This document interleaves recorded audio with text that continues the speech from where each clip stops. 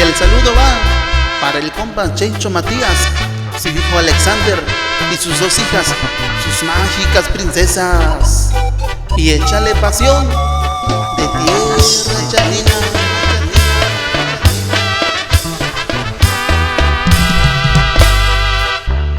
Con el permiso de todos les cantaría a mi manera el corrido del amigo Chencho Matías. Le dicen: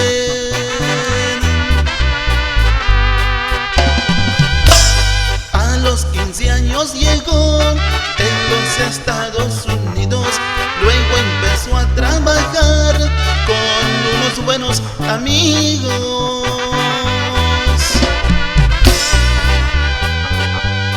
Así él fue aprendiendo de ser un buen albañil, construyendo buenas casas casi en todo Florida.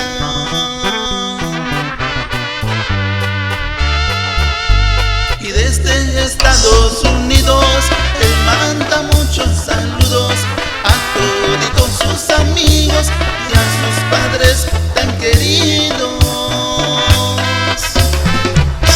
Y también saludamos a los dos carnales, Olegario y Félix Matías, hasta en Clearwater, Florida, paisanos.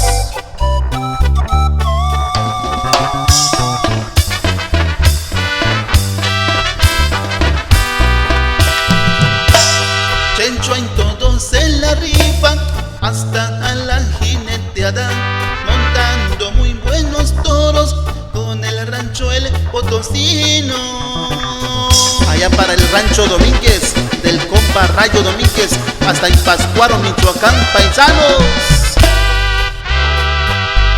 Un mexicano por herencia, oaxaqueño por tradición, y con mucho orgullo lo digo, se la anda rifando el viejón.